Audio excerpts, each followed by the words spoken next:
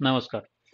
काल आपण काही क्वेरीज घेतल्या म्हणजे आपण सुरुवात केली होती. आता एस-क्यू-एल सर्व्हर आपल्या सर्वांचं सेटअप झालेलं आहे. ज्यांचं एस-क्यू-एल सर्व्हर नसेल त्यांनी MySQL मध्ये प्रॅक्टिस करा. ज्यांचं MySQL पण होत नसेल तर त्यांनी मग आपल्या W3 स्कूलच्या वेबसाईटवरती जाऊन तिथं एडिटर असतो रेडीमेड वेब ब्राउझरवर तिथे तुम्ही क्वेरीज रन करू शकतात. आता काल मी थोडं प्रॅक्टिससाठी काही क्वेरीज दिल्या होत्या की आपल्याला नेमकं काय करायचं आहे की तुम्हाला या सर्व गोष्टींची आयडिया येण्यासाठी ज्यांना झिरो नॉलेज आहे एस-क्यू-एलचं त्यांच्यासाठी हे महत्त्वाचं आहे. त्यांनी इथे जे काही मी क्वेरीज दिलेल्या आहेत त्यात ट्राय करा तुमच्या एस-क्यू-एल सर्व्हरमध्ये.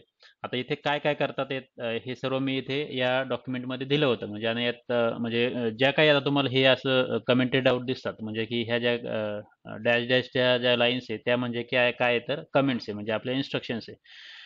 तर त्या इन्स्ट्रक्शन्स मी दिलेल्या आहे की आपण आता इथं काय करतोय नेमकं की आता आपण काय करतोय एक डिपार्टमेंट टेबल क्रिएट करतोय आणि त्याच्यात डिपार्टमेंट आय डी प्रायमरी की सेट करतोय आणि ही अशी इथे एक डिपार्टमेंट आय डी इंटिजर त्याचा डेटा टाईप आहे. आयडेंटिटी म्हणजे काय आहे की सिक्वेन्स जनरेट होते automatic sequence 1 2 3 automatic I D generate होत असतो आणि ती एक प्रायमरी की आहे. प्रायमरी की म्हणजे काय आहे ती युनिक असते जसं मी काल सांगितलं होतं युनिक नॉट नल आणि एम्प्टी नसते ती आणि युनिक डुप्लिकेट नसते आणि नॉट नल म्हणजे ह्या जे आहे ते प्रायमरी की असते आणि त्यानंतर त्याचा दुसरा जो कॉलम होता तो त्याचा व्यारकॅर त्याची साईज मी 120 ठेवलेली आहे आणि डिपार्टमेंट एच ओ डी हे एक तिसरा कॉलम आहे त्याची एक साईज 30 दिलेली व्हेरिएबल कॅरेक्टर असे डेटा टाईप्स.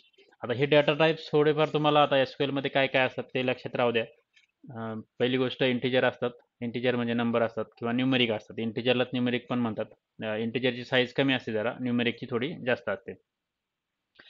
तर त्यानंतर व्हेरिएबल कॅरेक्टर व्यारकॅर जे म्हणतो आपण इथे दिलेले आहे ते व्हेरिएबल कॅरेक्टर म्हणजे टेक्स्ट कॅरेक्टर जे काय व्हॅल्यू जे असते टेक्स्टच्या स्वरूपात असणार आहे त्यासाठी आपल्याला व्हेरिएबल कॅरेक्टर द्यावं लागते आणि त्याची लेंथ किती ठेवायची सपोज फर्स्ट नेम आहे पहिलं नेम आहे फर्स्ट नेम तर त्याची मॅक्झिमम लेंथ आपण लेट से 10 पर्यंत ठेवू शकतो किंवा 10 पर्यंत आपल्याला वाटतं की 10 पर्यंत फर्स्ट नेम संपू शकतं किंवा लेट से 20 पर्यंत तर तेवढी साईज ठेवायची.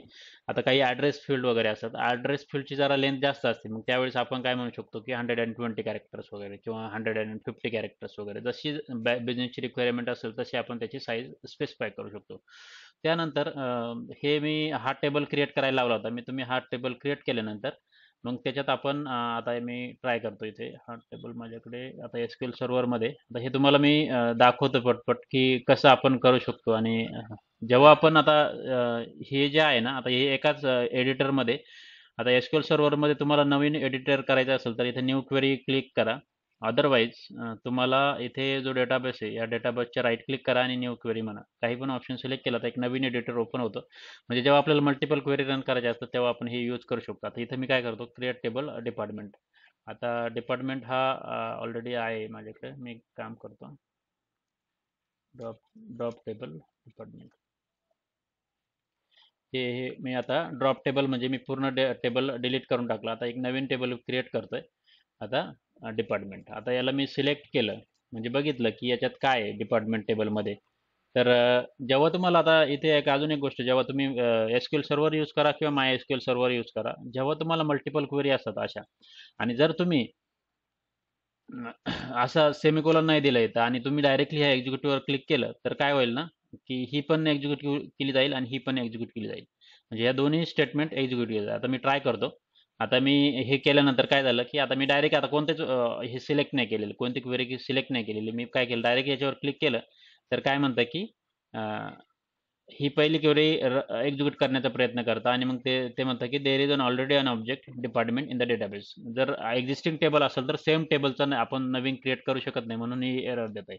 त्यासाठी आपल्याला हे असं कमेंट करायचं आहे सॉरी कमेंट नाही सेमिकोलॉन द्यायचं आहे जेणेकरून आपल्याला हे असं सेपरेशन होतं की ही एक क्वेरी झाली आणि त्यानंतर मग आपण असं इथं कर्सर ठेवला आणि एक्झिक्यूट केला तर तरी पण म्हणजे असं हे पूर्ण एक्झिक्यूट होणार नाही. मग त्यासाठी आपल्याला हे करावं लागेल, ही पूर्ण सिलेक्ट करायची एकच म्हणजे आपल्याला पर्टिक्युलर इंडिव्हिज्युअल क्वेरी सिलेक्ट करायची तर असं हे पर्टिक्युलर लाईन सिलेक्ट करायची आणि एक्झिक्यूट म्हणायचं आहे. तर हे केल्यानंतर आता काय होतं ना, की आपल्याला कळतं आता की आपण एक टेबल क्रिएट केला आणि त्याचे काही सिलेक्ट केलं त्याच्यात काही डेटा नाही. आता हे साधारणपणे आता आपण जे म्हणतो की काय काय कॉलम आपण क्रिएट केले डिपार्टमेंट आय डी केला क्रिएट आणि त्याच्यानंतर इंटिजर डेटा टाईप केला त्याचा आयडेंटिटी म्हणजे काय होईल ना की ऑटो इन्क्रीमेंट व्हॅल्यू असेल म्हणजे जर डिपार्टमेंट आय डीमध्ये 1 2 3 4 हे ऑटोमॅटिक असे आय डी जनरेट होत राहतील. म्हणजे जर आपण 2 रो इन्सर्ट केले डिपार्टमेंट नेम आणि डिपार्टमेंट एच ओ डीचे, तर ते ऑटोमॅटिक त्याचे आय डी येऊन जातील. आता ते आपण करूया कसं करतात. आता सिंगल क्वेरी जे आहे डेटा इन्सर्ट करायचा आहे. आता इथं मी काय करतोय, आता आपल्या टेबलमध्ये जर बघितलं तर काही डेटा नाही आहे आणि इथे आपण काय करायचं आहे की इथं इन्सर्ट इंटू डिपार्टमेंट. आता आपण काय करतोय, ह्या डिपार्टमेंट टेबलमध्ये एक रोज इन्सर्ट करतोय, डेटा इन्सर्ट करतोय. मग त्यासाठी आपण काय का का व्हॅल्यू देतोय, फक्त डिपार्टमेंट नेम आणि डिपार्टमेंट एच ओ डी. आता इथे department I D, department name आणि डिपार्टमेंट एच ओ डी असे 3 कॉलम आहे. आता तुम्ही आज बघितलं असेल की आपले किती 3 कॉलम आहे, पण आपण इन्सर्ट करताना काय करतोय, फक्त डिपार्टमेंट नेम आणि डिपार्टमेंट एच ओ डी. म्हणजे हा डिपार्टमेंट आय डी का नाही करत, कारण की तो ऑटोमॅटिक जनरेट होणार आहे किंवा ऑटोमॅटिक इन्सर्ट होणार आहे. तो कसा होणार आहे आता बघूया, सांगतो तुम्हाला मी आता याला काय करतोय, इन्सर्ट इंटू डिपार्टमेंट, फक्त डिपार्टमेंट नेम आणि डिपार्टमेंट एच ओ डी जे काय आहे ते इथं एवढं देतोय मी आणि याला मी एक्झिक्यूट करतो. तर काय झालं, एक रो इन्सर्ट झालेला आहे. आता एक रो इन्सर्ट झाल्यानंतर आता मी जर याला रन केलं सिलेक्ट स्टार फ्रॉम, तर आता तुम्ही बघा 3 कॉलम आहे आपले, department I D, department name आणि डिपार्टमेंट एच ओ डी. आपण इन्सर्ट काय केले, फक्त हे दोनच केले इथे इन्सर्ट डेटा. पण हा डिपार्टमेंट आय डी हा ऑटोमॅटिक आला का, कारण की आपण जेव्हा प्रायमरी की क्रिएट केली तेव्हा एक आयडेंटिटी म्हणून एक वर्ड दिला इथं, जेणेकरून त्याला सिस्टमला समजतं की हा कॉलम आहे तो ऑटो जनरेट करायचा आहे. ऑटोमॅटिक युनिक व्हॅल्यू 1 2 3 4 असं जनरेट करायचं आहे. आता हे झालं आपलं सिंगल रो आपण इन्सर्ट केला. आता मल्टिपल रो जर करायचा असेल इन्सर्ट, तर आपल्याला इथे हे जे आहे, आता इथं मी अजून एक सांगितलं होतं की हा सिलेक्ट स्टार जेव्हा आपण करतो, सिलेक्ट स्टार जेव्हा आपण करतो तेव्हा आपल्याला